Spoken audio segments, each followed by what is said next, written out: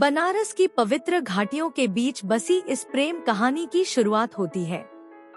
गंगा के किनारे, जहां हर शाम दियों की जगमगाहट और मंत्रों की गूंज सुनाई देती है, वहीं एक छोटे से गांव में आरव और राधिका रहते थे। आरव एक संगीतकार था, जिसकी बांसुरी की धुनें पूरे गांव में प्रसिद्ध थी। राधिका एक चित्रकार थी, जो अपने रंगों से जीवन के हर पहलू को संजीवनी देती थी। दोनों का प्रेम ऐसा था जैसे नदी और किनारा, जो कभी भी अलग नहीं हो सकते। आरव और राधिका का प्रेम इतना गहरा था कि वे एक दूसरे के बिना एक पल भी नहीं रह सकते थे। एक दिन गांव में एक अज्ञात बीमारी फैल गई, जिसने कई लोगों की जान ले ली। दुर्भाग्यवश राधिका भी उस बीमारी की चपेट में आ गई और उसकी मृत्यु हो गई। आरव का दिल टूट गया और उसने संगीत को हमेशा के लिए छोड़ने का निर्णय लिया। उसने गंगा के किनारे एक साधु का जीवन जीने का संकल्प लिया, ताकि वह राधिका की यादों के साथ जीवन बिता सके। 100 साल बाद उसी गांव में एक युवा जोड़ा, अद्वैत और आरोही, की प्रेम कहानी शुरू होती है। अद्वैत एक उत्साही और महत्वाकांक्षी संगीतकार है, जबकि आरोही एक प्रतिभाशाली चित्रकार है।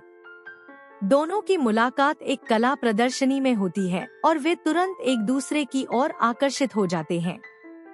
अद्वैत की बांसुरी की धुनें और आरोही की पेंटिंग्स में कुछ ऐसा था जो उन्हें एक दूसरे के प्रति अदृश्य रूप से खींच रहा था।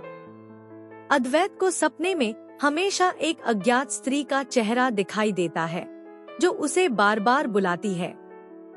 एक दिन अद्वैत और आरोही एक पुराने मंदिर के पास घूमने जाते हैं, जहां उन्हें एक साधु मिलता है। साधु उन्हें बताता है कि वे दोनों पिछले जन्म में आरव और राधिका थे और उनका प्रेम अधूरा रह गया था। साधु कहता है कि उन्हें अपने अधूरे प्रेम को पूरा करने का एक और मौका मिला है, लेकिन इसके लिए उन्हें कुछ कठिनाइयों का सामना करना पड़ेगा। साधु अद्वैत को एक पुरानी बांसुरी और आरोही को एक पुरानी पेंटिंग देता है, जो उनके पिछले जन्म की निशानी है।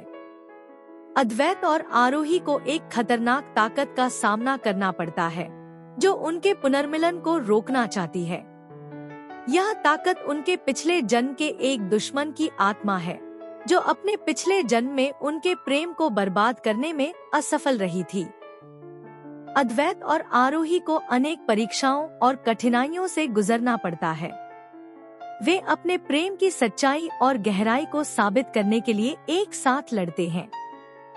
अद्वैत और आरोही की परीक्षा के दौरान उन्हें अपने पिछले जन्म की सभी यादें वापस आ जाती हैं। वे समझते हैं कि उनका प्रेम सच्चा और अटूट है। उनकी आत्माओं का पुनर्मिलन होता है और वे अपने पुराने दुश्मन की आत्मा को भी पराजित करते हैं। इस कठिन यात्रा के बाद वे एक दूसरे के प्रति अपने प्रेम को और भी गहराई से महसूस करते हैं। अद्वैत और आरोही ने अपने जीवन को एक नई दिशा देने का निर्णय लिया। अद्वैत ने संगीत में अपनी पहचान बनाई और आरोही ने चित्रकला में नए आयाम स्थापित किए। दोनों ने मिलकर एक कला स्कूल की स्थापना की, जहां वे बच्चों को संगीत और चित्रकला सिखाने लगे। उनके प्रेम की कहानी ने गांव के लोगों को प्रेरित किया और वे एक उदाहरण बन गए कि सच्चा प्रेम कभी नहीं मरता। अद्वैत और आरोही का प्रेम अमर हो गया। वे जीवन भर एक दूसरे के साथ रहे और अपने प्रेम की गहराई को महसूस किया। उनके प्रेम की कहानी ने सिद्ध कर दिया कि सच्चा प्रेम समय और जन्म की सीमाओं से परे होता है। उनकी प्रेम कहानी ने यह संदेश दिया कि प्रेम एक ऐसी शक्ति है, जो हर बाधा को पार कर सकती है और हर कठिनाई का सामना कर सकती है। पुनर्जन्म लव स्टोरी, तुम मेरी चाहत हो, एक ऐसी कहानी है जो यह सिद्ध करती है कि सच्चा प्रेम कभी नहीं मरता और वह हमेशा हमारे दिलों में जीवित रहता है।